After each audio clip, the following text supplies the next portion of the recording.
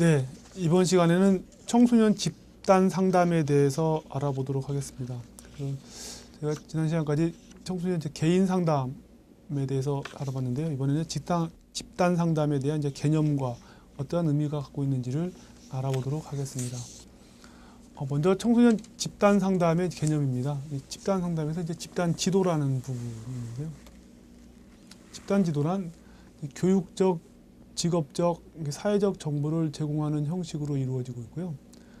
일반적으로 초, 중, 고등학교에서 가장 큰 비중을 차지하는 집단 지도의 내용은 역시 신입생 오리엔테이션, 진학 지도, 취업 지도, 성교육, 여가 선용 등의 프로그램임을 알 수 있습니다. 이런 것들이 이제 집단 지도에 된다고 여러분들은 좀 아시면 될 것 같고요.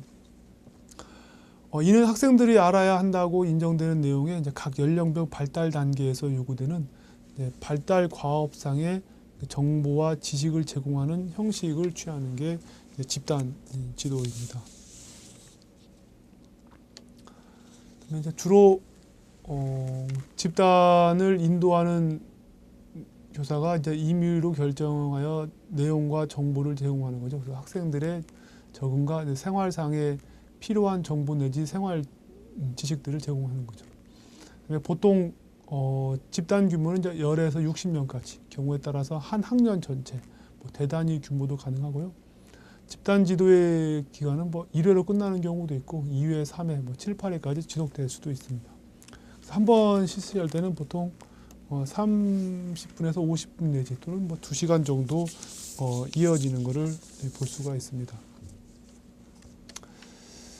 두 번째는 이제 집단 상담이 있습니다. 아까 제가 집단 지도에 이어서 집단 상담인데, 집단 구성원들에게 일반적인 정보를 제공하는 거에 그치지 않고 이제 구성원 개개인의 실제적인 행동의 변화를 가져오는 것을 이제 목적으로 합니다.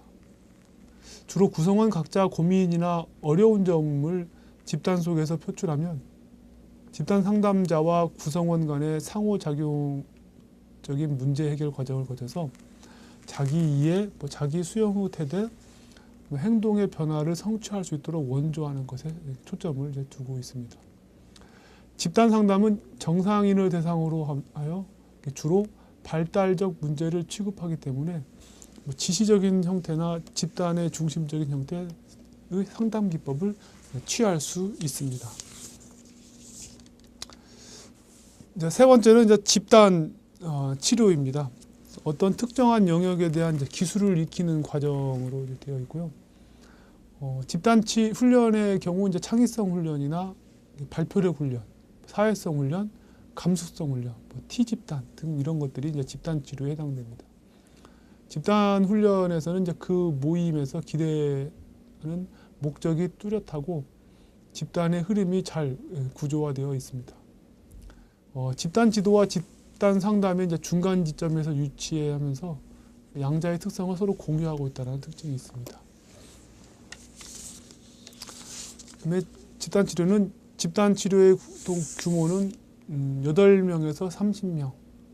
보통 훈련 기간은 보통 4회에서 12회. 한 회에는 2-3시간 정도 하면서 12회의 내용을 일일이 압축해서 진행하는 마라톤 집단의 훈련을 가질 수도 있습니다. 그다음에 이제 집단 심리치료 부분입니다.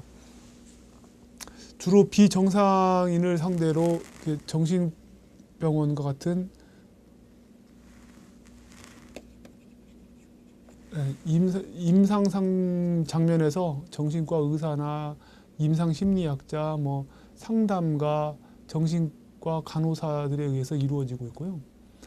집단 치료의 목적은 구성원의 이제 성격 구조의 변화나 부정적인 행동 내지는 이상 행동의 수정을 초점을 맞추고 있습니다. 이렇게 어떤 구성원의 성격의 구조를 변화를 가져오거나 어떤 부정적인 행동을 하는 것 또는 이상적인 행동을 하는 것들을 수정하는 데 주로 포커스를 맞추고 있는 거죠. 치료자는 환자의 문제에 따라서 분석적이거나 지시적인 방법으로 치료를 하기도 합니다. 집단은 보통 4명